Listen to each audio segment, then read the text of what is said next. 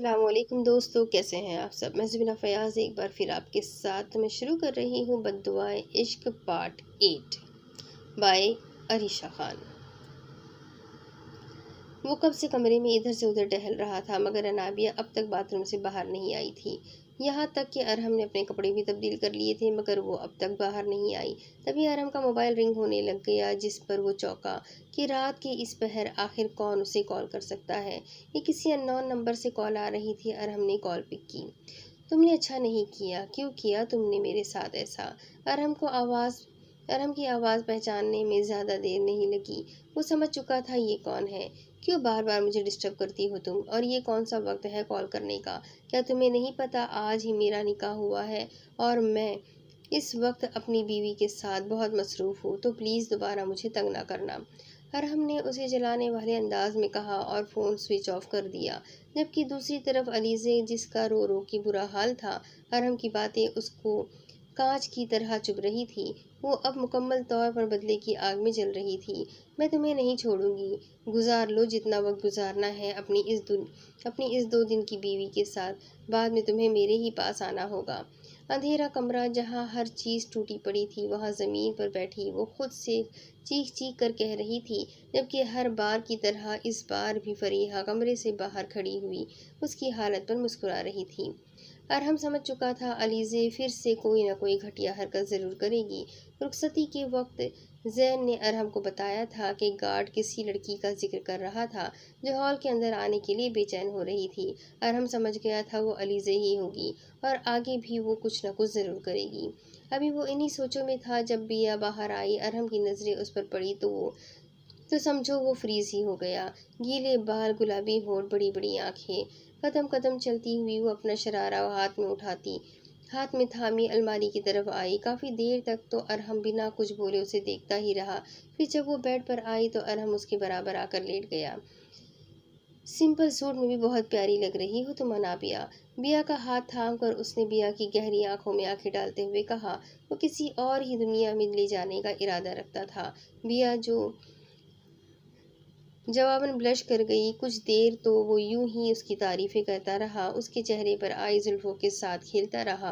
फिर बातों बातों में बिया के बेहद करीब आ गया, इतना कि वो बिया की सांसें भी महसूस कर रहा था। बिया का बैठना अब मुश्किल हो गया था, क्योंकि अरहम अब उस पर मुकम्मल झुका रहा था। उसकी इस गुर्बत की वजह से बिया अब बेड क्राउन से जा लगी थी। अरहम ने आहिस्तगी से उसके चेहरे को थामा। आई लव यू मेरी जान, क्या मुझे इजाज़त है? मियाँ उसकी इजाज़त वाली बात पर सोचने लगी कि पहले तो कभी उसने ऐसी इजाज़त नहीं मांगी, लेकिन खैर ये वक्त इन दोनों के लिए ही बहुत अहम था। ये सोचकर वो बिना कुछ कहे इस बात में सर हिला गई। अरहम अब बड़ी नरमी से उसकी सांसें पी रहा था। बिया उसकी लम्स पर आंखें मीच गई थी, जबकि अरहम बड़े सुकून से अपने काम में मसरूफ़ था। जैसे जैसे वक्त गुजर रहा था, अरहम का लम्स शिद्दत इख्तियार करता रहा। वो मुकम्मल तौर पर बिया का दिल धड़का रहा था। बिया को अब सांस जाती महसूस हो रही थी। बिया की मज़ाहमत पर अरहम ने नरमी से उसके गुलाबी होठों को आज़ाद किया। बिया तेज़ तेज़ सांसें लेने लग गई। कुछ ही देर बाद अरहम ने फिर से उसके होठों को अपनी कैद में ले लिया, मगर इस बार उसकी गुस्ताखी बिया के होठों पर बस नहीं हुई। अरहम ने बिया के कंधे से बालों को हटाया और पल भर में बिया की गर्दन को अपने लम्स का निशाना बना लिया। पहले पहले तो मज़ाहमत करने लगी, मगर कुछ ही देर में हार मानते हुए उसने अपना वजूद मुकम्मल अपने अरहम के सुपुर्द कर दिया। यह अरहम का हक था, वो उसे कैसे रोकती, और रोकती भी क्यों। अब कहीं जाकर उनके दरमियान एक मजबूत रिश्ता जन्म ले रहा था। बिया खुद को मुकम्मल अरहम के हवाले कर चुकी थी। चाहतों और शिद्दतों का ये सिलसिला सारी रात जारी रहा। वक्त गुजरता गया, अरहम की शिद्दतें बढ़ती गई। अराबिया उसकी शिद्दतों की बारिश में भीगती गई। अब उनके दरमियान एक मजबूत रिश्ता कायम हो चुका था। इन दोनों के दरमियान नए रिश्ते की शुरुआत हो चुकी थी, मगर ये तो कोई भी नहीं जानता था इनके ये हसीन लम्हात न जाने कब माजी के दिनों का हिस्सा बनने वाले हैं। दूसरी तरफ वो होटल के इस वीरान कमरे में अकेला बैठा था। वो कह कुछ भी नहीं रहा था, मगर उसके आंसू जारी थे। वो कहता भी क्या, उसने भी अनाया को जुदाई का दर्द दिया था। उसने भी तो अनाया से बेवफाई की थी। जो कुछ उसने किया था वही अब उसके सामने आ रहा था। उसी में बैठे हुए सारी रात गुजर गई थी, मगर वो वहाँ से एक पल के लिए भी ना हिला, या शायद उसमें इतनी हिम्मत ही नहीं थी कि उसका वजूद हरकत करे। वो दिल ही दिल में बेजुबान होकर अपने रब से बातें कर रहा था। फजर का वक्त करीब था। वो तहज्जुद पढ़ने की नीयत से उठा, वज़ू करके जा नमाज पर आ बैठा। 2 रकात नमाज तहज्जुद अदा करने लगा। दौरान नमाज आंखों से आंसू जारी थे। तहज्जुद पढ़कर उसने दुआ के लिए हाथ उठाए। या मेरे अल्लाह, मुझे ना दे ऐसा दर्द जो भी मैं बर्दाश्त ना कर सकूं। मुझे मौका दे मेरे मालिक कि एक बार, सिर्फ एक बार अनाया मेरी बात सुन ले, मुझ पर यकीन कर ले। मुझे हिम्मत दे मेरे मालिक कि मैं उसे सच बता सकूं, मैं उसे यकीन दिला सकूं। मुझे तब तक मौत न देना जब तक मुझे मेरे इश्क से माफ़ी नहीं मिल जाती। उसके आंसू अब भी जारी थे। वो अब सिसकियों से रो रहा था। मेरे मालिक, इसे अब कोई दर्द ना देना। वो अपनी ज़िंदगी में आगे बढ़ चुकी है, उसे खुश रखना। उसके हिस्से के दर्द भी मुझे दे दे मेरे मौला। मैं जानता हूँ कि मैं उस लायक नहीं, मगर मैं ये पूछने पर मजबूर हूँ कि क्या ऐसा नहीं हो सकता कि वो एक बार फिर से मुझे मिल जाए। उसके ये कहने की देर थी जब फजर की अजानें होने लगी। उसे यूँ लगा जैसे जैसे उसकी दुआएं बहुत जल्द कबूल होने वाली है। अज़ानें होते ही उसने फजर की नमाज अदा की और फिर से अपने अल्लाह से रो रो कर माफ़ी मांगने लगा। उसकी आंखों में सिर्फ अनाया ही का चेहरा गर्दिश कर रहा था। वो इस बात से अनजान था कि दूसरी तरफ भी कुछ ऐसे ही जज्बात हैं। आज इन दोनों का वलीमा था, मगर शहरयार वहां जाने से घबरा रहा था। वो नहीं चाहता था वो अपनी मोहब्बत को किसी और के साथ देखे। वो डरता था इस वक्त से जब अनाया उससे नफरत का इजहार करे, मगर कभी न कभी तो उससे अनाया को सच बताने की हिम्मत करनी ही थी। बस यही सोचकर वो आज इतने सालों बाद अपने घर जाने का इरादा रखता था कि कुछ वक्त घर वालों के साथ गुजारे और अगर मौका मिला तो अनाया को सच बताए। जब वो घर पर पहुंचा तो इस वक्त दोपहर के खाने का एहतमाम किया जा रहा था। सब लोग खाने की मेज़ पर उसका इंतज़ार कर रहे थे। उसके आते ही सब उससे मिले, मगर वहाँ अनाया और शाहजेब मौजूद नहीं थे। सबाहत बेगम को भी शहरयार अच्छा लड़का लगा था। अभी वो सब खाना शुरू करने ही वाले थे जब अजान भागता हुआ सीढ़ियों से नीचे आया। आनी, मुझे तो बुलाना ही भूल गए आप लोग। वो भागता हुआ अनाबिया के पास आया। अनाया जो कब से बस शहरयार को ही देखे जा रही थी, अजान की आवाज़ पर चौंकी। वहाँ बैठे सभी लोग मुस्कुराने लगे सिवाय शहरयार के। और पार्टनर कब आपने और पार्टनर आपने भी। अरहम के बराबर कुर्सी पर बैठता हुआ वो अपने ही स्टाइल में कहने लगा, जबकि शहरयार ने उसे पहली बार करीब से देखा था। वो अजान की अरहम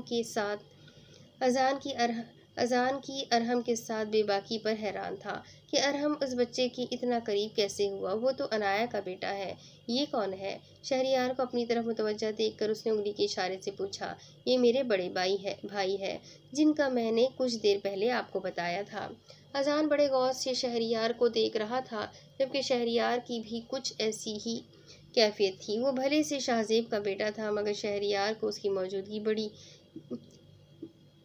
बुरी नहीं लग रही थी। अनाया हरगिज उस घर में नहीं आना चाहती थी। वजह तो साफ वाज़ेह है, वो शॉपिंग का बहाना बनाकर आने से इनकार कर गई थी, जबकि अजान को ना भेजने का उसके पास कोई बहाना नहीं था, वरना शायद वो अजान को भी ना जाने देती। वाह, ये तो बहुत हैंडसम है, बिल्कुल मेरी तरह। अजान की बात पर सब हंस पड़े और इस बार शहरयार के चेहरे पर भी एक दिलकश मुस्कुराहट आई। काश उस दिन मैं अनाया का अबॉर्शन करवाने की गलती ना करता तो आज इस बच्चे की शक्ल में मेरी औलाद होती। सब कुछ अपने हाथों से गंवा चुका था। वो दिल ही दिल में माजी की बातों में उलझा हुआ था। सबने खाना खत्म करने के बाद शाम के फंक्शन की तैयारियां शुरू कर दी थी। बिया हानिया और अफशक के साथ पार्लर में चली गई थी, जबकि अरहम जैन के साथ कुछ अहम काम के लिए बाहर चला गया था। शहरयार अकेला लॉन में वॉक कर रहा था जब नूरैन बेगम उसके पास आई। बेटा, मुझे बहुत खुशी है कि तुम यहाँ आए। वैसे तो वो नूरैन बेगम से बहुत नफरत करता था, मगर ये मौका नफरतें जाहिर करने का नहीं था, इसलिए वो खामोश रहा। मैं जानती हूँ तुम बहुत अजियत में हो। अनाया की शादी उसके कजिन। अभी वो कुछ कहती, शहरयार आंखों में खून लिए उन्हें घूरने लगा। अगर यही बातें करने आई हैं तो प्लीज़ चली जाए यहाँ से। मगर बेटा, मैं तुम्हें खुश देखना चाहती हूँ। देखो, वो भी अपनी ज़िंदगी में आगे बढ़ गई। एक तुम ही हो जो अब तक वहीं हो। नूरैन बेगम बहुत फिक्रमंद रहती थी अपने बेटे के लिए, और फिर वो भी तो शामिल थी। अनाया और शहरयार की ज़िंदगी तबाह करने में उनका भी हाथ था। अगर आपको ये लगता है कि मैं यहाँ आ गया तो पहले की तरह आपकी तमाम बातें मानकर उन पर अमल करूँगा, तो मिसेज वहाज, ये आपकी गलतफहमी है। बेहतर होगा आप मुझसे मेरे मामलात से और मेरी ज़ाती ज़िंदगी से दूर रहें और ये सोचें कि जिस लड़की को इस घर में न लाने के लिए आपने इतनी सारी साजिशें रची, कल उसकी ही बहन को आप ब्याह कर लाई हैं। अगर उस लड़की को पता चला कि उसकी बहन की मुजरिम आप हैं, तो क्या करेंगी आप? वो नहीं चाहता था कि अपनी माँ से इस लहजे में बात करे, मगर नूरैन बेगम मजबूर कर गई थी उसे ऐसा लहजा इख्तियार करने पर। शहरयार मजीद बहस से बचने के लिए वहाँ से बाहर चला गया। तभी उसे अजान की कॉल आई, तभी उसे जुहान की कॉल आई, तो वो उससे मिलने के लिए चला गया, जबकि पीछे नूरैन बेगम जो शर्मिंदा खड़ी उसे जाता देख रही थी, इस बात से अनजान थी कि वहाज साहब ये सब सुन चुके थे। वहाज साहब शहरयार की गाड़ी घर से बाहर जाते देखकर नूरैन बेगम के पास आए। क्या ये सब सच है? क्या वो लड़की वाकई बिया की बहन है?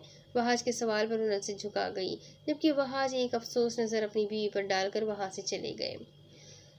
मॉम, वो तो वाकई बहुत हैंडसम है, आपको पता है उनका स्टाइल बिल्कुल मेरी तरह है, बस बियर्ड थोड़ी ज़्यादा बड़ी हो गई है। बाकी वो पूरे हीरो हैं और हम पार्टनर भी उनके सामने कुछ नहीं। अगर वो मुझे पहले मिल जाते ना, तो अरहम खालू के बजाय मैं उनसे फ्रेंडशिप करता। अजहान, बस करो, मैंने कहा था ना वहाँ सबसे दूर रहना। और ये क्या फ्रेंडशिप फ्रेंडशिप लगाया हुआ है? खबरदार, जो अब तुम उनके करीब गए बिल्कुल भी अच्छा नहीं होगा। अजान, जो कब से शहरियार की तारीफें किए जा रहा था, अनाया उसे बार बार समझा रही थी, मगर वो कहाँ सुनने वाला था। मम, आखिर आप ऐसा क्यों कह रही हैं? आपने शायद उन्हें देखा नहीं, जब आप देखेंगी ना तो आप भी उन्हें हीरो कहेंगी। काश मेरे डैड ये अभी आगे वो कुछ कहता अनाया ने रख कर थप्पड़ दिया। शाहजेब जो दरवाजे पर खड़ा सब सुन चुका था, भागता हुआ अजान के पास आया। अनाया, क्या हो गया है तुम्हें? छोटा बच्चा है वो। I hate you mom. वो भागता हुआ कमरे से बाहर चला गया, जबकि अनाया धड़कता दिल लिए वहीं बैठ गई। अनाया, देखो प्लीज़, तुम्हें अपना गुस्सा बर्दाश्त करना होगा, और मैं हूं ना, मैं खुद अजान को शहरियार से दूर रखूंगा। और प्लीज़ अब तुम भी तैयार हो जाओ, कुछ ही देर में हमें हॉल में पहुंचना है। शाहजेब उसे समझाता हुआ कमरे से बाहर अजान के पीछे चला गया, जबकि अनाया को ये डर था कहीं उसका बेटा कहीं उसका बेटा उस घटिया शख्स से करीब ना हो जाए। काफ़ी देर तक वो यूं ही बैठी रही, मगर फिर कपड़े चेंज करके हल्का सा मेकअप किया और सर पर दुपट्टा सेट करके वहां से बाहर चली गई, जबकि दूसरी तरफ शाहजेब अजान को मनाकर गाड़ी में बैठ चुका था। अनाया आकर फ्रंट सीट पर बैठी और वो लोग हॉल के लिए निकल गए, जबकि सबाहत और सफदर साहब की भी गाड़ी उनके बाद ही निकल चुकी थी। वलीमे का फंक्शन शुरू हो चुका था। सब लोग बारी बारी दुल्हा दुल्हन को तोहफ़े पेश कर रहे थे। तमाम लोग इंजॉय करने में मसरूफ़ थे, जबकि शहरियार की नज़रें किसी की मुंतज़िर थी, जबकि वो इस बात से भी अनजान था कि किसी की नज़रें उसकी भी मुंतज़िर है। तभी उसे हॉल में अनाया नज़र आई, मगर वो ना तो उसे देख रही थी, ना ही उसकी तरफ देखना चाहती थी, और शहरियार उसके साथ बिल्कुल भी ज़बरदस्ती नहीं करना चाहता था। दो तीन बार तो अनाया अपने ऊपर किसी की नज़रों की तपिश महसूस करके इधर उधर देखने लगती, लेकिन जब नज़र शहरियार पर जाती और शहरियार उसे ही देख रहा होता, तो वह अपनी नज़रें वहाँ से हटा लेती। क्या करूँ, कैसे करूँ बात इससे? वो अभी यही सोचने में मसरूफ़ था, जब पीछे से कोई उससे मुखातिब हुआ। बात सुने, आप यहाँ हैं और मैं आपको कब से पूरे हॉल में ढूंढ रहा था। ये कोई और नहीं बल्कि अजान था। शहरियार उसकी बात पर हैरान हुआ और उसे सवालिया नज़रों से देखने लगा, जिसका मतलब समझते हुए अजान ने अपने नन्हे से हाथों से चेहरे पर आए बार हटाते हुए कहा, अगर आप फ्री हैं तो प्लीज़ उस लास्ट वाले टेबल पर चले, मुझे आपसे बात करनी है। यहाँ बहुत क्राउड हो रहा है और मुझे शोर बिल्कुल भी नहीं पसंद। शहरियार उसे बहुत हैरानी से देख रहा था। उसकी बात करने का अंदाज, मुस्कुराने का अंदाज, उसका स्टाइल, एक तरफा मुस्कुराहट कुछ अजीब सी थी। अभी शहरियार खड़ा उसे ही देख रहा था, जब अजान ने शहरियार का हाथ पकड़ा और अपने साथ ले जाने लगा, जबकि शहरियार को तो जैसे कुछ समझ ही नहीं आया था, मगर उसे अजान का लम्स अपना अपना सा लगा। अजान उसे लिए हॉल के सबसे लास्ट वाले टेबल पर ले गया, जहां बहुत कम लोग थे। अजान ने जैसे ही उसका हाथ छोड़ा, अजान की नज़र शहरियार की घड़ी पर गई। वो बिल्कुल वैसी ही वॉच थी जैसी अजान ने पहनी हुई थी। वाह, लगता है आपकी पसंद भी मेरी तरह है, बिल्कुल यूनिक। वो दोनों कुर्सी पर बैठे, जबकि शहरियार भी उसकी वॉच देख चुका था। वो छोटा सा बच्चा ज़रूर था, मगर उसकी पर्सनैलिटी ही क्या ही बात थी। उसका स्टाइल, उसकी हर चीज़, उसकी पसंद सबसे अलग थी। वो बच्चा वाक़ई यूनिक था। आपको पता है मैं आपको यहाँ क्यों लाया हूँ? उसकी दो इसके दो रीज़न हैं। एक, आपको पता चल ही गया होगा, मुझे शोर बिल्कुल नहीं पसंद। दूसरा ये कि अगर मॉम ने मुझे आपके साथ देख लिया तो फिर से नाराज़ हो जाएंगी। मुझसे अभी कुछ देर पहले ही मेरी क्लास ली है उन्होंने। अजान ने मुंह बसोरते हुए कहा। शहरयार समझ चुका था नाया अपने बच्चे को उससे दूर रखना चाहती है। तो आपने अपनी मॉम की बात क्यों नहीं मानी?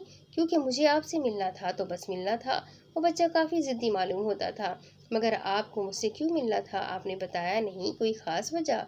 शहरयार अज़ान से नरम लहजे से मुखातिब हुआ, जिस पर अज़ान ने पहले उसे पूरी तरह नीचे से ऊपर तक देखा, फिर एक स्टाइल से अपने बालों को ठीक करते हुए कहने लगा। एक्चुअली मैं आपकी पर्सनैलिटी से बहुत इम्प्रेस हुआ हूँ। वैसे तो अज़ान खानज़ादा किसी से मुतासिर नहीं होता, बट आपको देखकर मुझे कुछ ऐसा फ़ील होता है कि वाकई आप अज़ान खानज़ादा के फेवरेट पर्सनैलिटी बन सकते हैं। शहरयार उसकी बात पर पहले बहुत हैरान हुआ, फिर नरमी से पूछने लगा, वो कैसे? बताता हूँ, मगर पहले आप मुझे ये बताएं, आप मुझसे इतनी सॉफ्ट टेकिंग क्यों कर रहे हैं सॉफ्ट टॉकिंग क्यों कर रहे हैं? आपकी पर्सनैलिटी बहुत ऑसम है। तो अब रौबदार आवाज़ सूट करेगी, ट्रस्ट मी। शहरयार उसकी बात पर मुस्कुराया। पहले मैं ऐसे ही बात करता था जैसे आप कर रहे हो, बट अब नहीं। और वैसे भी बच्चों से तो सॉफ्ट टॉकिंग ही की जाती है ना।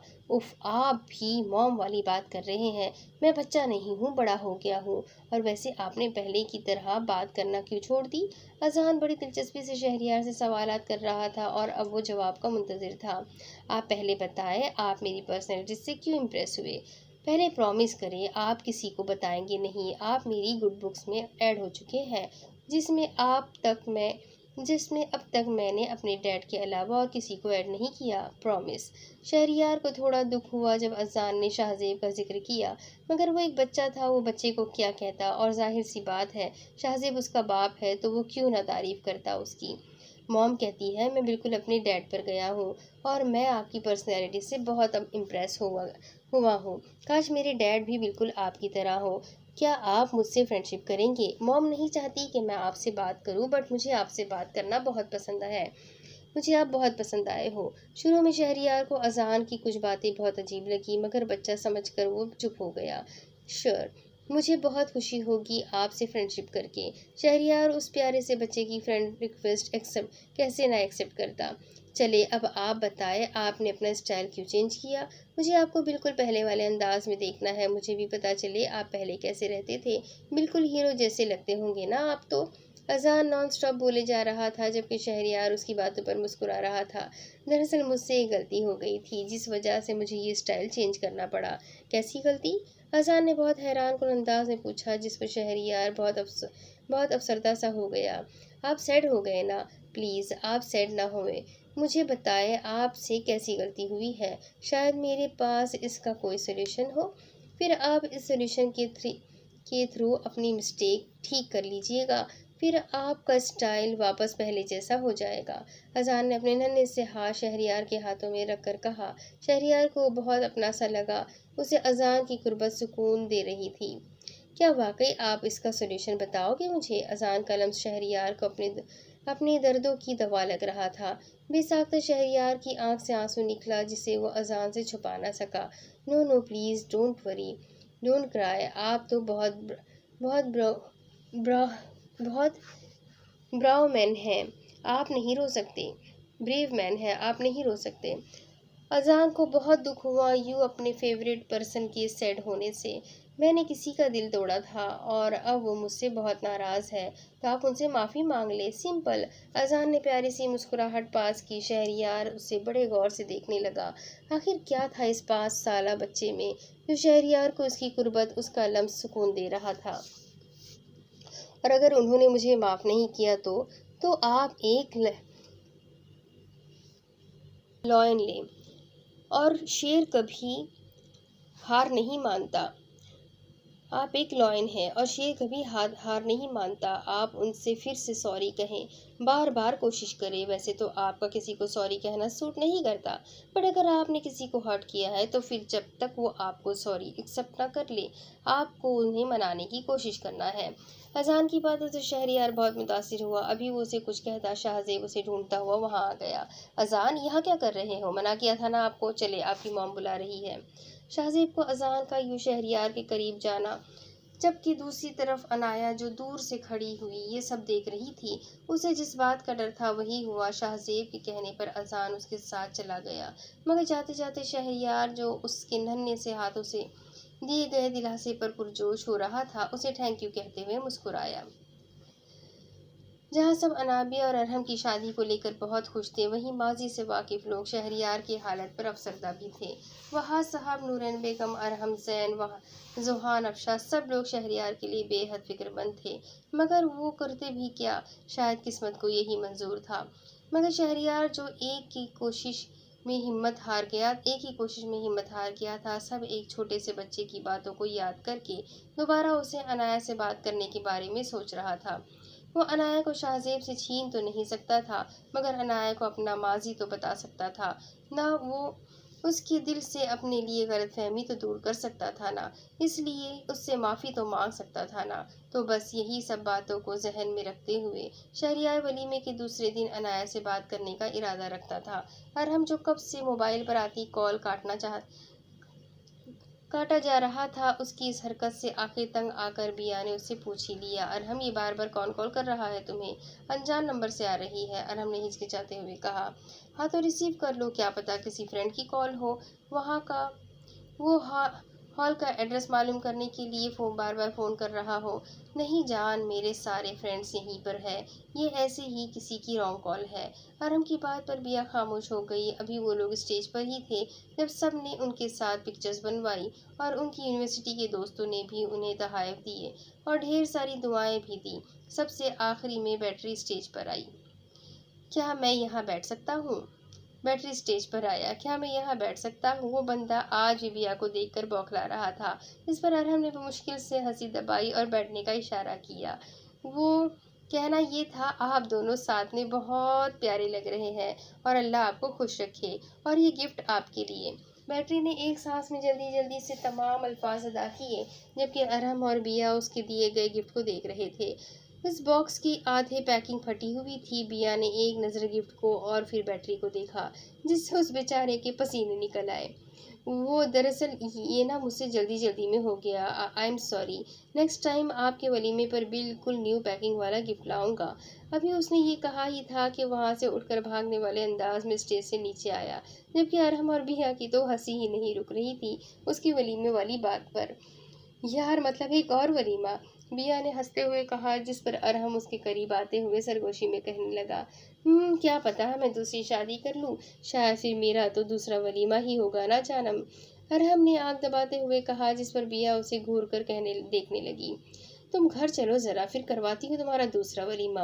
बिया की बात पर अरहम उसे इल्तिजाई नजरों से देखने लगा। तभी फोटोग्राफर ने फैमिली फोटो शूट के लिए बिया की फैमिली को बुलाया, जिसमें सफदर हमदानी, सबाहत बेगम, शाहजेब, अनाया और अजान स्टेज पर गए, जबकि शहरियार की नज़रें अनाया पर थी और शाहजेब की नज़रें शहरियार पर। स्माइल।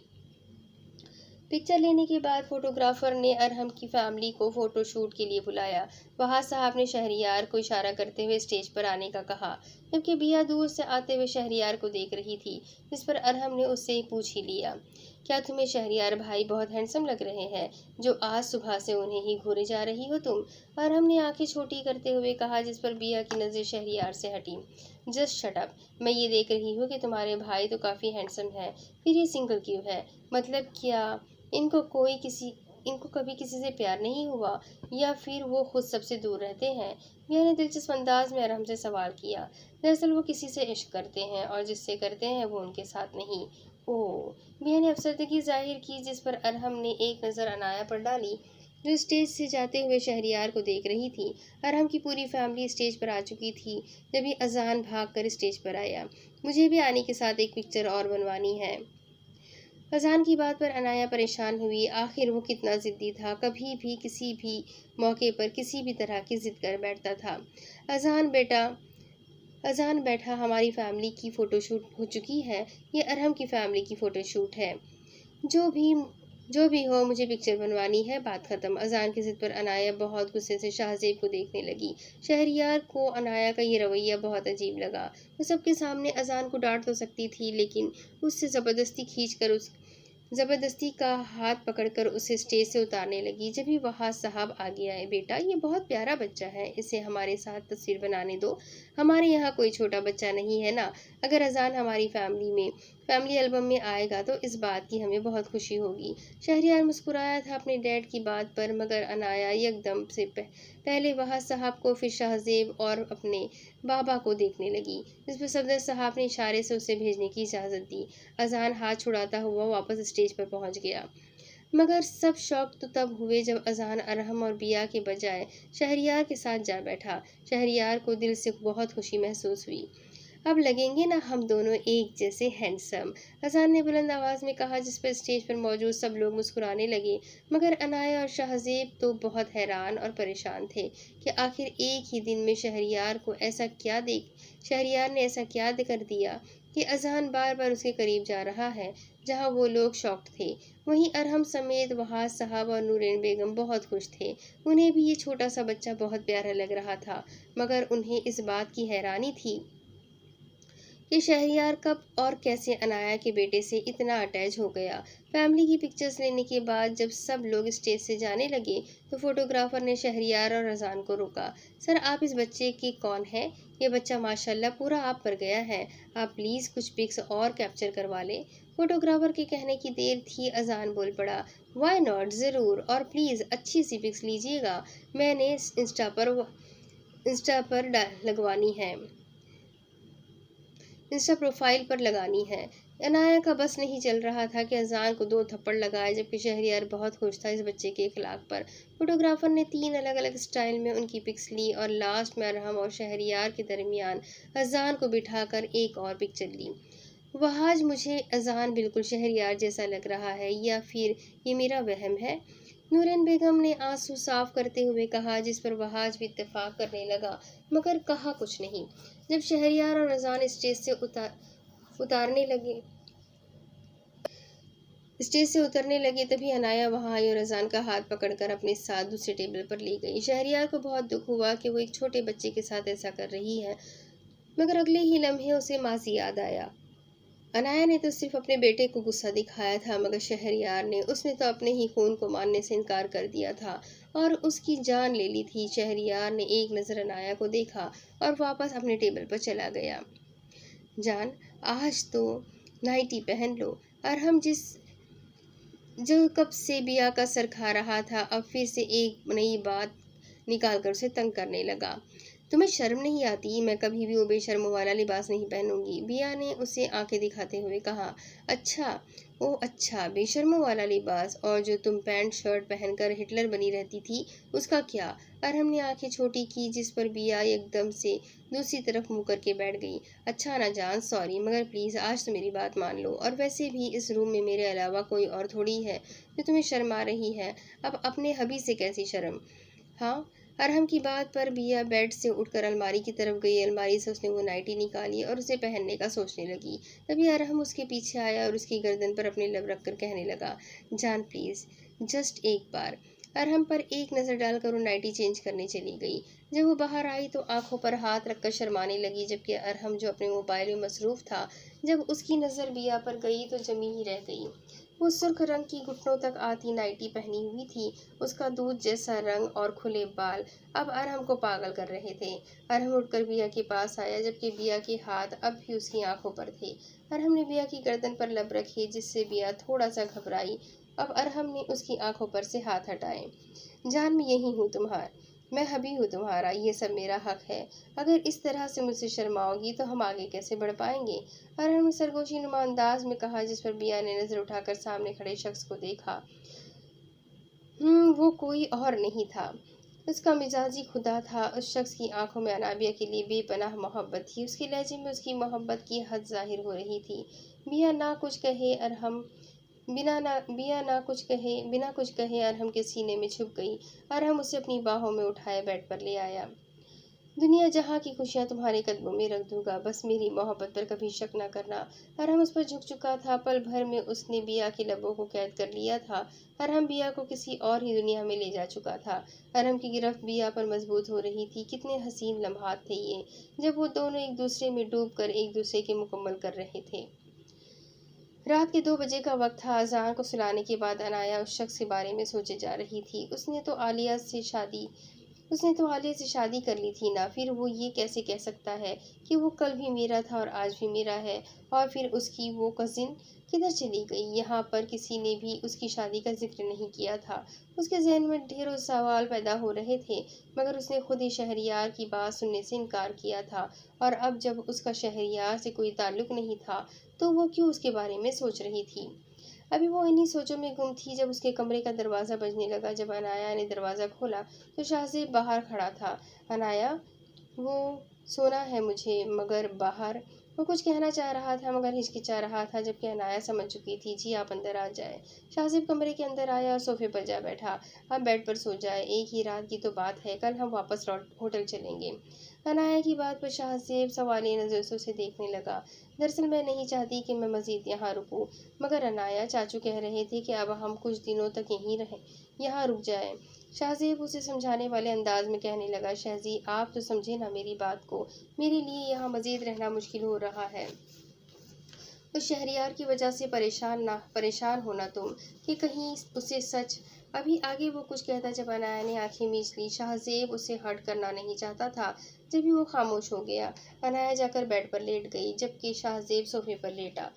और कुछ ही देर में वो दोनों नींद की वादियों में जा चुके थे, जबकि सोना अनाया पर तो जैसे सोना हराम था। उसके जहन में आए सवालात उसे सोने की इजाज़त नहीं दे रहे थे। वो एक बार फिर से माजी की यादों में खो चुकी थी, वो माजी जिसमें उसने बेइंतहा तकलीफ़ें उठाई थी।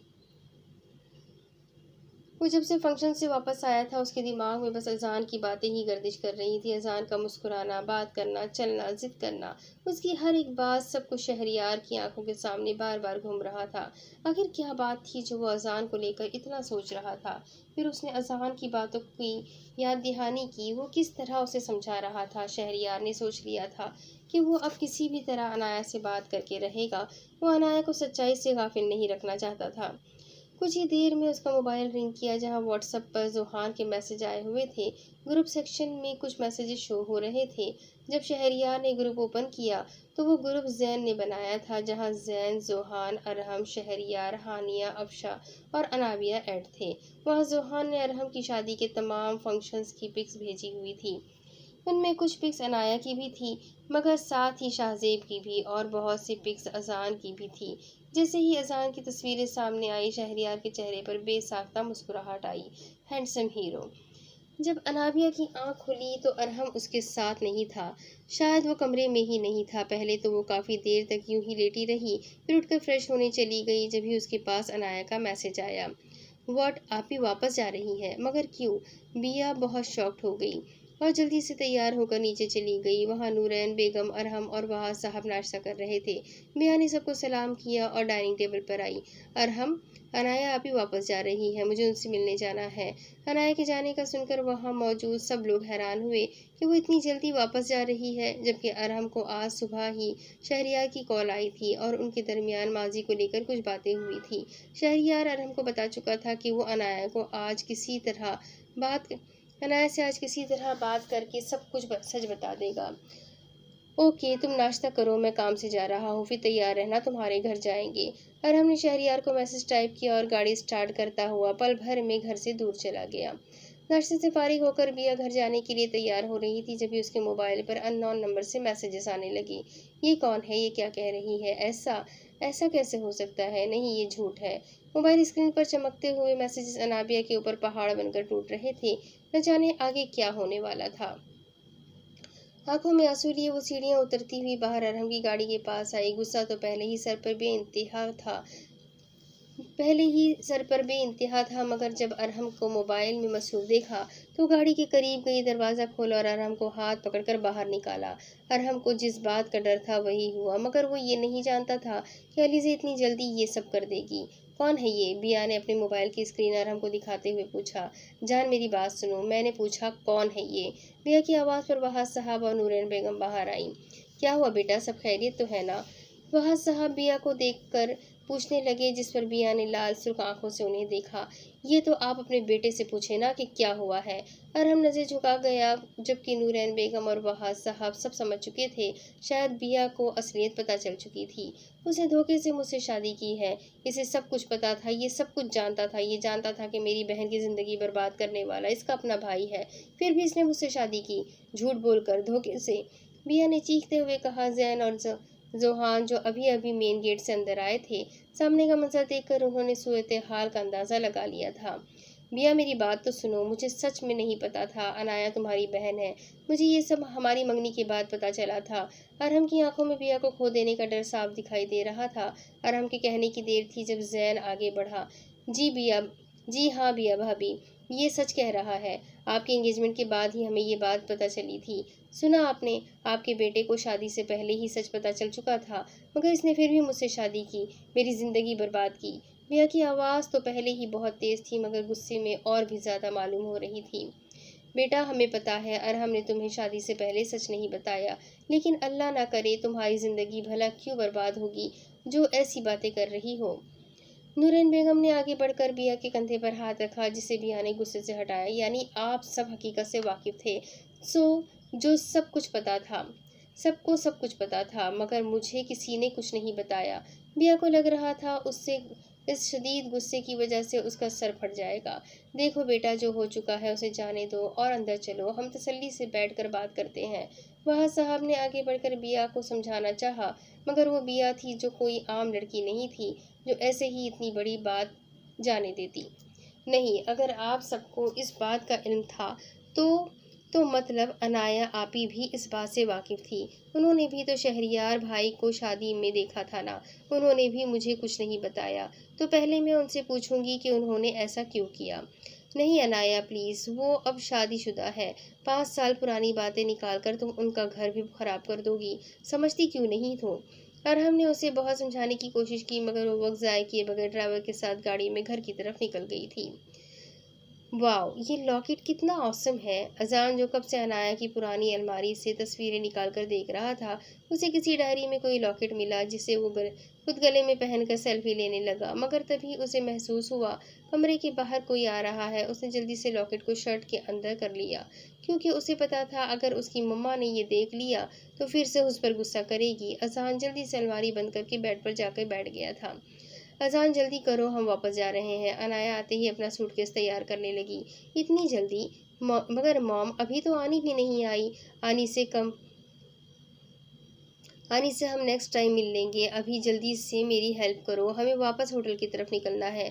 अनाया के कहने पर अजान पैकिंग करने में उसकी हेल्प करने लगा। इतने में सबाहत बेगम वहां आ गई। बेटा ऐसी भी क्या जल्दी है, चले जाना, बिया को तो आने दो। अम्मी आप परेशान नहीं हुए, जैसे ही शाहजेब के ऑफिस का प्रॉब्लम सॉल्व होगा हम आप सबसे मिलने दोबारा आएंगे, मगर फिलहाल हमें जाने दें। सबाहत बेगम सर झुकाए वापस अपने कमरे में चली गई, जबकि शाहजेब अनाया के पास आया। अनाया सोच लो, ये काफ़ी जल्दबाजी है। आपको नहीं पता शहजी, ये सब मैं बिया और अजान के लिए कर रही हूँ, तो प्लीज़ मुझे रोकने की बजाय मेरा साथ दें। शाहजेब तो था ही अनाया का फरमा बरदार, वो कैसे ना मानता अनाया की बात। बस वो दोनों जल्दी से सामान लेकर कमरे से बाहर चले गए, जबकि अजान बहुत सैड था। उसने सोचा था बिया और अरहम से मिलते वक्त वो अरहम से शहरियार का नंबर ले लेगा, मगर अब तो ये बहुत मुश्किल हो गया था। शहरियार जब से उससे वलीमे से वापस आया था, वो बार बार अजान की बातों को सोच रहा था। बार बार वो अजान की हर एक बात को याद करके उसका मतलब समझने की कोशिश कर रहा था। एक्चुअली मैं आपकी पर्सनैलिटी से बहुत इम्प्रेस हुआ हूँ। वैसे तो अजान खानज़ादा किसी से मुतासिर नहीं होता, बट आपको देखकर मुझे ऐसा फील होता है कि वाकई आप अजान खानज़ादा की फेवरेट पर्सनैलिटी बन सकते हैं। शहरियार को अजान की ये बात याद आई जिसमें अजान ने अपना पूरा नाम बताया था। शहरियार के दिमाग में ये सवाल बार बार गर्दिश कर रहा था। शाहजेब और अनाया की कास्ट हमदानी है, इस लिहाज से अजान का सरनेम हमदानी होना चाहिए था, तो फिर वो खुद को खानज़ादा क्यों कह रहा था? आखिर क्या वजह है इसके पीछे? जहाँ उसके दिमाग में कई सवालात थे, वहीं पर एक और सवाल था जो उसे तंग कर रहा था। मॉम कहती है मैं बिल्कुल अपने डैड पर गया हूँ और मैं आपकी पर्सनैलिटी से बहुत इम्प्रेस हुआ हूँ। काश मेरे डैड भी बिल्कुल आपकी तरह हो। क्या आप मुझसे फ्रेंडशिप करेंगे? मॉम नहीं चाहती कि मैं आपसे बात करूँ, बट मुझे आप बहुत पसंद आए हो। शहरियार फिर से खुद से सवाल करने लगा। अजान ने ऐसा क्यों कहा कि उसके डैड मेरी तरह हो? इसकी बातें ये जाहिर कर रही थी कि जैसे वो कभी अपने डैड से मिला ही ना हो। और फिर अनाया उसे कहती है कि वो बिल्कुल अपने डैड पर गया है, मगर वो तो कहीं से भी शाहजेब की तरह नहीं लगता। समझ नहीं आ रहा आखिर ये सब क्या हो रहा है।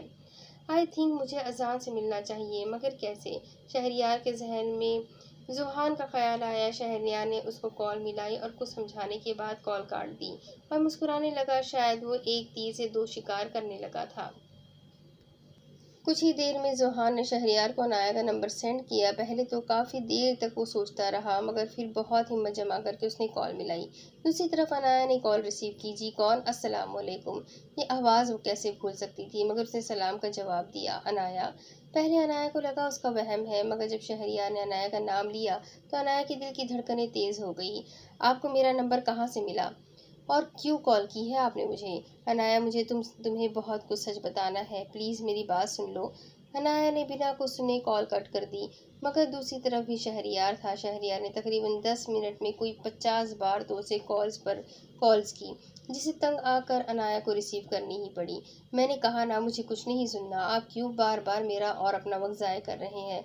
ठीक है, मान लेता हूँ कि तुम्हें सच नहीं सुनना, मगर तुम्हें मेरी बातों का, मेरे सवालों का सही जवाब देना होगा। और अगर तुमने ऐसा नहीं किया या कुछ भी झूठ कहा तो मैं खुद तुमसे मिलने आऊँगा और सच जान कर ही दम लूँगा। शहरियार की बात पर अनाया को शक होने लगा कि उसे आखिर क्या जानना है, क्या पूछना है। अजान तुम्हारा और शाहजेब का बेटा है? सही कहा ना मैंने? जी हाँ, बिल्कुल सही कहा आपने। तो फिर उसका नाम अजान हमदानी की बजाय अजान खानजादा क्यों है? शहरयार के सवाल पर अनाया के पैरों तले से ज़मीन निकल गई। उसे जिस बात का डर था वही हुआ। उसका नाम अजान हमदानी ही है। शायद आपको कोई गलतफहमी हुई होगी और आपको मेरे बेटे के मामलात में मदाखलत करने की कोई ज़रूरत नहीं। उससे दूर रहे।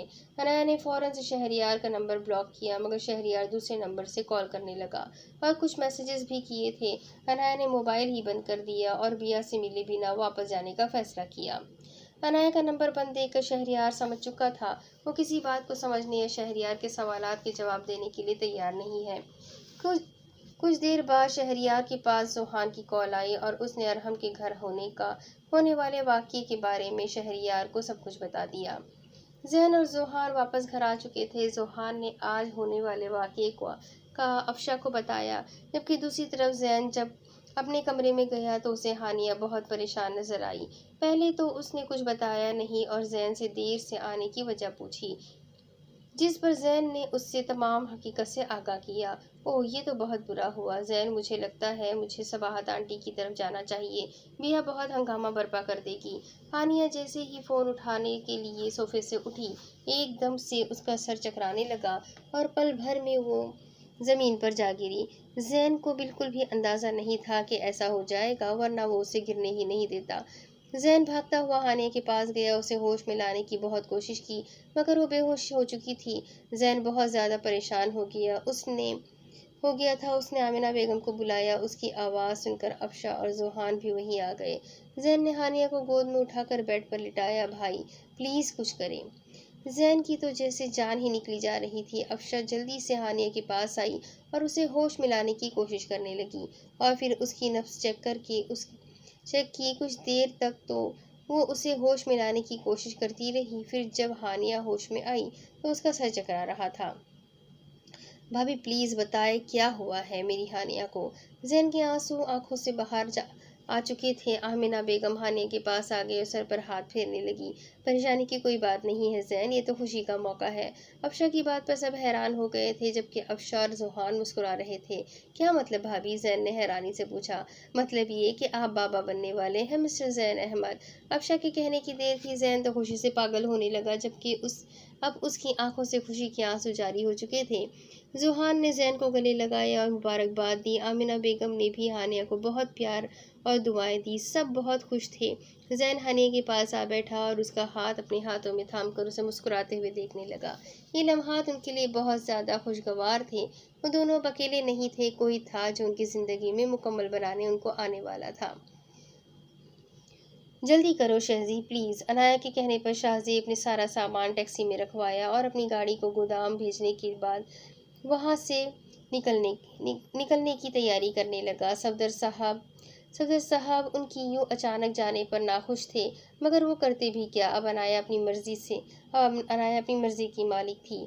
अनाया के वहाँ से जाते ही बिया ड्राइवर के साथ घर आई और उसे वापस भेज दिया। अनाया आप किधर है? अब तो आप किधर है? मुझे बात करनी है आपसे। उसकी आवाज़ पूरे घर में गूंज रही थी। वो पागलों की तरह चिल्ला रही थी। उसकी आवाज़ पर सफदर साहब और सबाहत बेगम अपने कमरे से निकल आए थे। भैया बेटा तुम यूँ अचानक, क्या हुआ है? मॉम प्लीज़, अनाया आपी को कहीं बाहर अनाया आपी को कहे कि बाहर आए, मुझे बहुत ज़रूरी बात करनी है उनसे। मगर बेटा वो तो जा चुकी है वापस होटल, और शायद कल शाम तक वो लोग वापस कनाडा चले जाएंगे।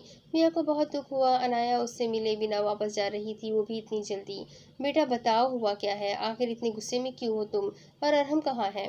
सफदर साहब उसके रवैये से समझ चुके थे वाकई कोई मसला हुआ है। रह अरहम का नाम सुनकर बिया को और भी ज़्यादा गुस्सा आने लगा। उस घटिया शख्स का नाम ना लिए मेरे सामने। बिया दिमाग तो ठीक है तुम्हारा, ये किस तरह की बात कर रही हो? तुम शादी को 2 दिन नहीं हुए, तुम्हारा लहजा अभी से बदल गया। सबाहत बेगम को बहुत अफसोस हुआ खुद पर कि वो अपनी बेटी की अच्छी तरबियत ना कर सकी। लहजा मेरा नहीं बदला है मॉम, वो शख्स झूठा और धोखेबाज है, उसने धोखा दिया है मुझे। मियाँ ने उन्हें सब कुछ बताने का फैसला किया। ये तुम क्या कह रही हो? तुम्हारा दिमाग तो ठीक है। सबाहत बेगम को वो इस वक्त अपने होशो हवास में नहीं लग रही थी। आप जानती हैं वो शख्स कौन है जिसने मेरी बहन की ज़िंदगी बर्बाद की थी? सबाहत बेगम और हमदानी साहब उसके मुंह से निकले अल्फाजों पर ही एकदम खामोश हो गए। वो शख्स कोई और नहीं बल्कि शहरियार है, अरहम का भाई शहरियार। बिया की हकीकत बताने की देर थी, सबाहत और हमदानी साहब के पैरों तले ज़मीन निकल गई। इसका मतलब हमने अपनी दूसरी बेटी भी उसी घर में ब्याह दी जिस घर के बड़े बेटे ने हमारी पहली बेटी को जीते जी मार दिया था, और उससे ऐसा गुनाह करवाया था जिसके बाद वो बिल्कुल ख़त्म हो चुकी थी। सबाहत बेगम का सर घूम रहा था, वो बेहद परेशान थी। उन्हें कुछ भी समझ नहीं आ रहा था, जबकि हमदानी साहब बिल्कुल खामोश थे। किसी ने सही ही कहा है कि माँ बाप तो औलाद को बेहतर तरबियत दे सकते हैं, अच्छी जगह शादी कर सकते हैं, सब कुछ कर देते हैं, मगर वो अपनी औलाद का नसीब नहीं बना सकते। शाहजेब और अनाया ने बहुत कोशिश की, मगर उनकी वापसी की फ़्लाइट बंद थी। 2 दिन से वो मुसलसल वापस कनाडा जाने के लिए बार बार कोशिश कर रहे थे, मगर शायद खुदा को ये मंजूर ही नहीं था कि वो वापस चले जाए। और हम इन 2 दिनों में बार बार बिया को लेने आया, मगर बिया ने उसे जलील करके वापस भेज दिया। जबकि हमदानी साहब तो उससे बात करना भी पसंद नहीं कर रहे थे, और उन्होंने अरहम को साफ अल्फाजों में कह दिया था कि अगर वो कभी भी वापस ना जाना चाहे तो मैं खुद भी उसे कभी ज़बरदस्ती नहीं भेजूंगा। अरहम की तरफ से सब लोग उन्हें समझाने आए, मगर वो सबको यही कहकर वापस भेज देते थे। बिया बार बार अनाया को कॉल में कर रही थी, मगर अनाया ने शहरियार की वजह से अब तक मोबाइल ऑन नहीं किया था।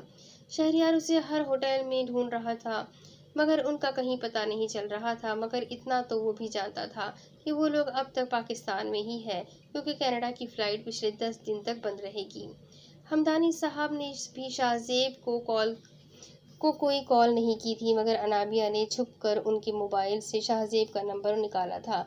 मगर शाहजेब उसकी कॉल रिसीव नहीं कर रहा था, क्योंकि वो बहुत मसरूफ़ था। मगर रात के वक्त उसे अपने नंबर पर बहुत सी कॉल्स लगी हुई दिखी, जिस पर उसने कॉल बैक की तो सबाहत ने उठाई और उसे तमाम सूरत हाल से बाखबर किया। अनाया प्लीज़ बात को समझने की कोशिश करो, तुम्हें वापस जाना होगा। अपनी बहन के बारे में सोचो। क्या तुम चाहती हो जैसी तकलीफ़ें तुमने उठाई है वो भी इन्हीं हालात से गुजरे? शाहजेब उसे वापस घर जाने का कह रहा था, मगर अनाया को अजान की बहुत फिक्र थी। अजान की फ़िक्र मत करो, मैं देख लूँगा पक्का, मगर प्लीज़ तुम मेरे साथ कल ही वापस चाचू के घर चलोगी, और समझाओगी अनाबिया को कि वो माजी की बातों को लेकर अपना घर ख़राब ना करे। माना कि अरहम शहरियार का भाई है, मगर वो बहुत अच्छा लड़का है। शाहजेब के कहने पर अनाया को समझ आई, तो उसने वापस जाने की हामी भर ली। ठीक है चले, अभी बहुत रात हो गई है, प्लीज़ अजान को कहीं कहे आकर सो जाए। शाहज़ेब दूसरे कमरे में से अजान को लेने गया तो वहाँ नहीं था और होटल के रूम का मेन गेट खुला हुआ था। शायद वो बाहर चला गया था, मगर कहाँ। शाहज़ेब अनाया को अजान की गैर मौजूदगी का बताए बिना अजान को ढूंढने चला गया, क्योंकि उसे पता था कि अनाया को अगर शाहज़ेब का पता चला तो वो बहुत ज़्यादा परेशान हो जाएगी।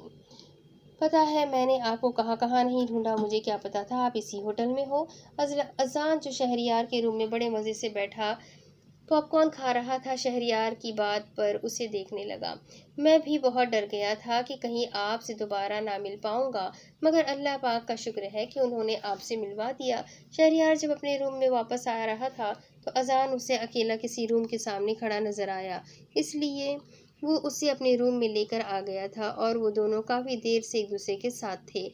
बट अब तो हम एक दूसरे से मिल गए ना, अब हमारी फ्रेंडशिप कोई भी ख़त्म नहीं करवा सकता। शहरियार ने अजान के सिल्की बालों पर हाथ फेरते हुए कहा, जिस पर वो मुस्कुराया। प्रॉमिस?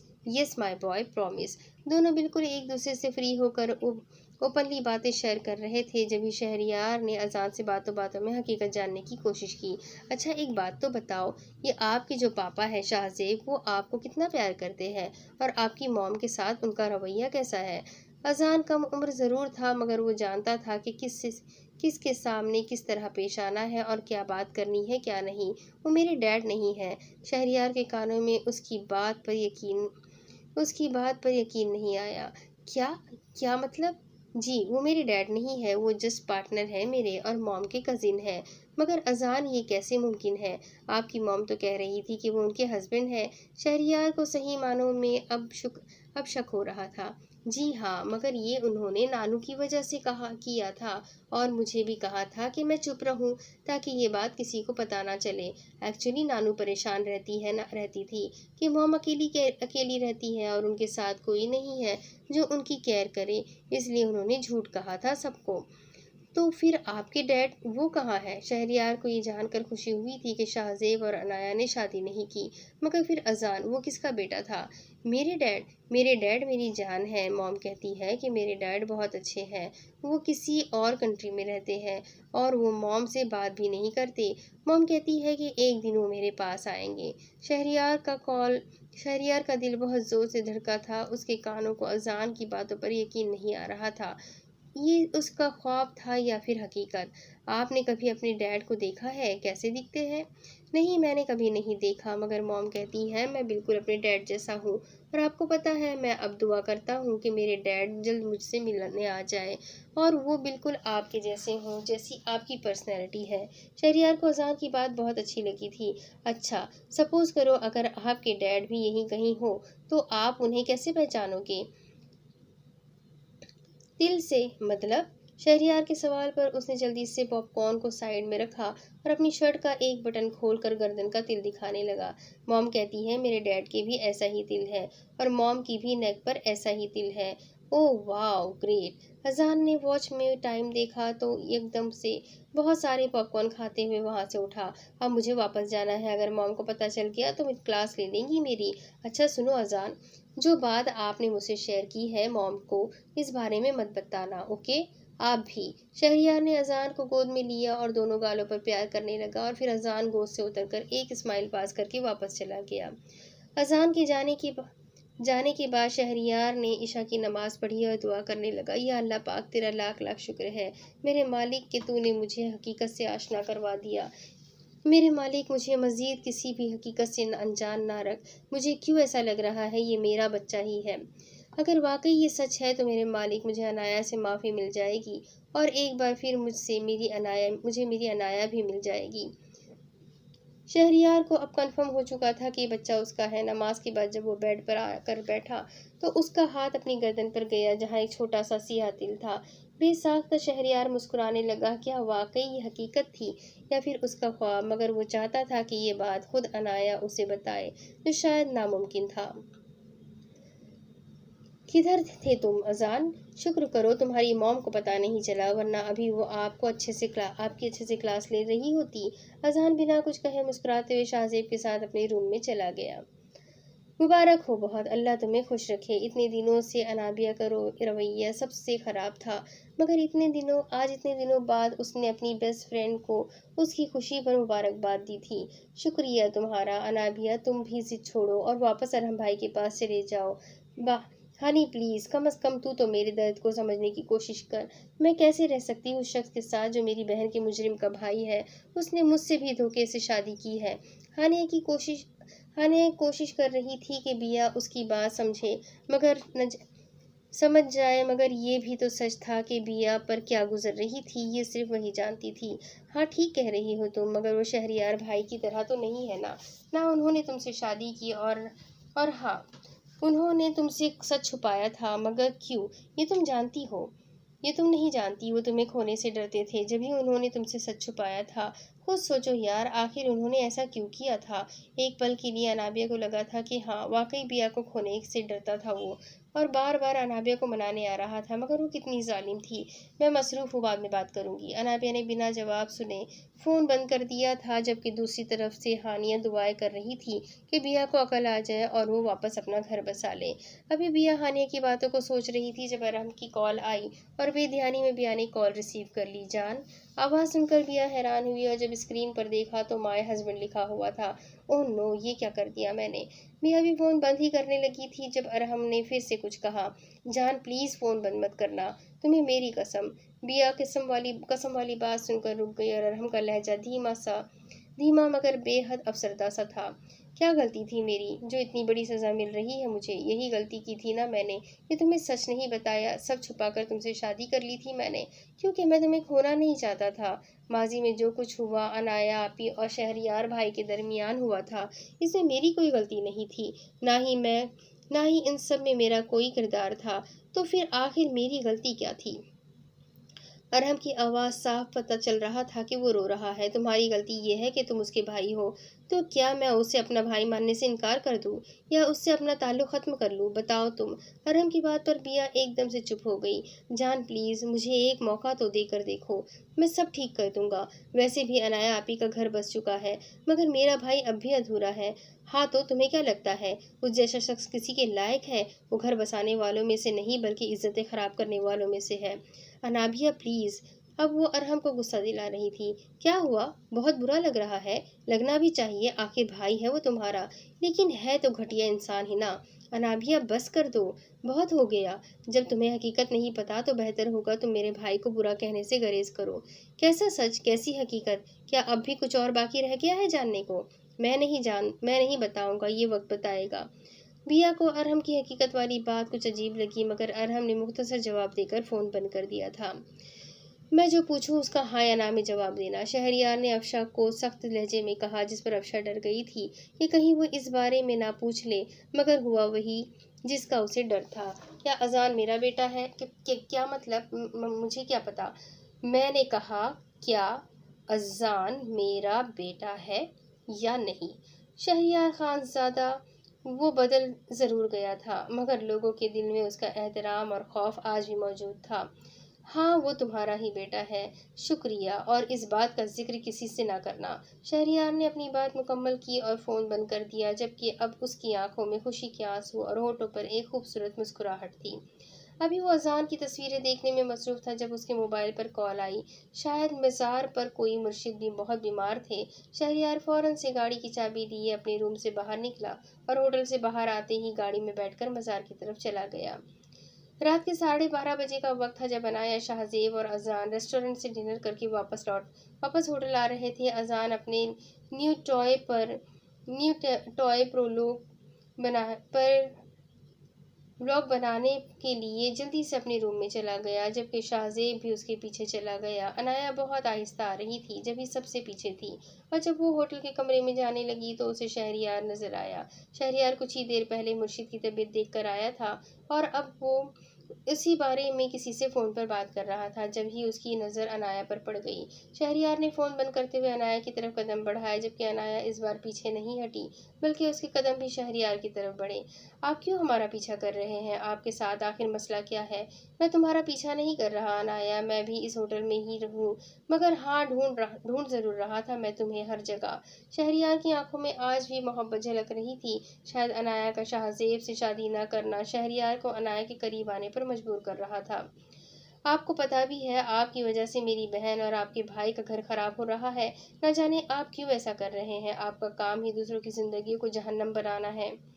अनाया, मेरी बात समझने की कोशिश करो, मुझे एक मौका दो। मैं सब कुछ बताऊंगा। मैं जानता हूँ माजी में मैंने बहुत गलत किया, मगर हर गलती की एक माफ़ी होती है। शहरयार की निगाहें माफ़ी की तलबगार थी, मगर सामने खड़े वजूद को तो जुल्म की अलावा जुल्म के अलावा कुछ आता ही नहीं था। मेरी एक बात कान खोलकर सुने, मुझसे और मेरी फैमिली से दूर रहें, और बेहतर होगा आप अपने भाई की खातिर उनकी ज़िंदगियों से दूर चले जाएं।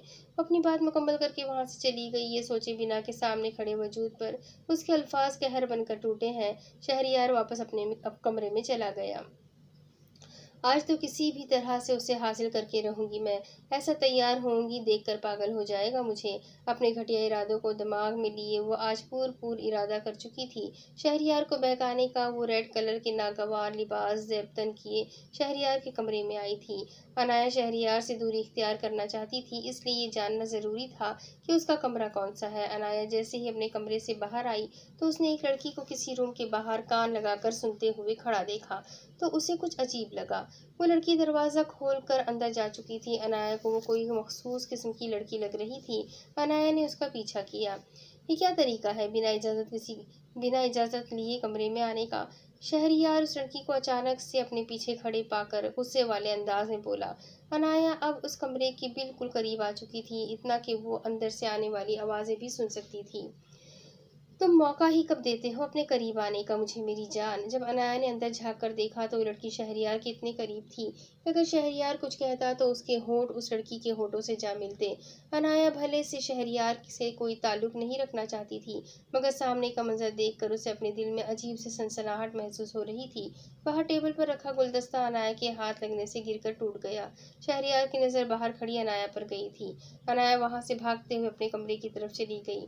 शहरयार ने सामने खड़ी लड़की को खुद से दूर करना चाहा, मगर वो लड़की ढीठों की तरह शहरयार के मजीद करीब आई, जिस पर शहरयार ने उसके मुंह पर एक जोरदार थप्पड़ रसीद किया और उसे जमीन पर धक्का देकर बाहर चला गया। शायद वो अनाया को इस तरह बदगुमानी से निकालना चाहता था। जब शहरयार कमरे से बाहर आया था, तो अनाया अपने रूम में जा चुकी थी। शहरयार को उस बेगैरत लड़की पर बेहद गुस्सा आ रहा था। शहरयार वापस कमरे में गया, तो वहाँ वो लड़की अब भी मौजूद थी। तुम अब तक नहीं गई? दफा हो जाओ यहाँ से, इससे पहले कि तुम्हारी ये थर्ड क्लास जॉब चली जाए। शहरयार ने उसे हाथ पकड़कर कमरे से बाहर कर दिया और दरवाज़ा अंदर से बंद कर दिया। वो एकदम घबराई, एकदम बाहर जा गिरी। अपनी इस इंसल्ट पर उसे बेहद गुस्सा आया, मगर वो ये जॉब किसी भी कीमत पर छोड़ना नहीं चाहती थी, इसलिए चुपचाप वहाँ से चली गई। रात का वक्त था, जब भी वहाँ कोई भी नहीं था, सब अपने रूम्स में थे। वरना वो लड़की सबकी नज़रों में आ चुकी होती। अब इसके आगे की कहानी मैं आपको अगली किस्त में सुनाती हूँ कि आगे क्या होगा, वो आखिरी पार्ट होगा। तो जानने के लिए मेरे साथ बने रहें। अगली किस्त में फिर मिलेंगे, तब तक के लिए अल्लाह हाफिज़।